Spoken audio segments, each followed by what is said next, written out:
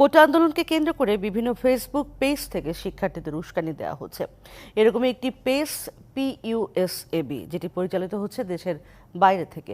এর অ্যাডমিনরা ডানপন্থী হিসেবে পরিচিত। এছাড়া সাধারণ শিক্ষার্থীদের হত্যার হুমকি দেওয়া হচ্ছে বিভিন্ন আইডি থেকে। খোঁজ নিয়ে দেখা গেছে এসব আইডি চালায় বেসরকারি বিশ্ববিদ্যালয় ছাত্র দলের নেতারা। কোটা সংস্কার আন্দোলনকে কেন্দ্র করে সামাজিক যোগাযোগ মাধ্যম ফেসবুকে একের পর এক উস্কানিমূলক পোস্ট দেয়া হচ্ছে private university alliance of Bangladesh PUSAB নামের একটি পেজ থেকে।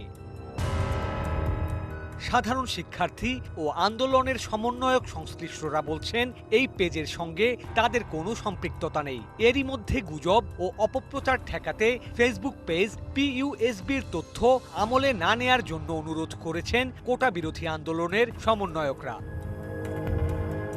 ওই পেজে গিয়ে দেখা যায় সেখানে কোটা বিরোধী পোস্টের চেয়ে সরকার পতন বা রাজনৈতিক উদ্দেশ্যে প্রণোদিত পোস্ট করা হচ্ছে বেশি, যেখানে গণ অভ্যুত্থান, ইন্টারনেট ব্যবস্থা, আমদানি রপ্তানি নিয়ে একের পর এক ভুয়া খবর ছড়ানো হচ্ছে। ফলে সাধারণ শিক্ষার্থীরা হচ্ছেন বিভ্রান্ত। এদিকে বেসরকারি বিশ্ববিদ্যালয় জাতীয়তাবাদী ছাত্র দলের যুগ্ম সম্পাদক নর্থ সাউথ বিশ্ববিদ্যালয়ের শিক্ষার্থী মোল্লা আজাদ কোটা আন্দোলনের শান্তিপূর্ণ সমাধানের যে কোনো পদক্ষেপের সঙ্গে সংশ্লিষ্টদের হত্যার হুমকি দিয়েছেন, যা নিয়ে শুরু হয়েছে নানা বিতর্ক।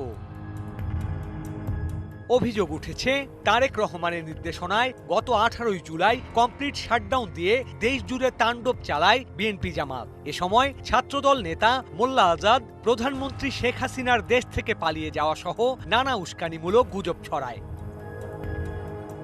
অন্যদিকে নর্থ সাউথ বিশ্ববিদ্যালয় ইউনিটের ছাত্রদলের যুগ্ম সম্পাদক আহমেদ শিহাবকেও কোটা সংস্কার আন্দোলনকে কেন্দ্র করে সরকার পতনের জন্য নানা ধরনের পোস্ট দিতে দেখা যায়। এছাড়া নর্থ সাউথ বিশ্ববিদ্যালয় ছাত্র দলের দপ্তর সম্পাদক নাফিস ইমতিয়াজের বিরুদ্ধে উঠেছে সাধারণ ছাত্রদের আন্দোলনকে সহিংসতার দিকে ঠেলে দেওয়ার অভিযোগ। এছাড়াও শাহরিয়ার হাসনাত তপু ও জিদান রহমানদের মতো বেশ কিছু ছাত্রদল কর্মীদের বিরুদ্ধে উঠেছে সাধারণ শিক্ষার্থীদের উস্কানি দিয়ে সহিংসতার দিকে ঠেলে দেওয়ার অভিযোগ।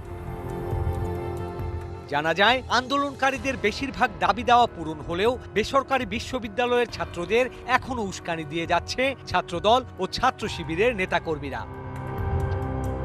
Sourav Appa, DBC news, Dhaka.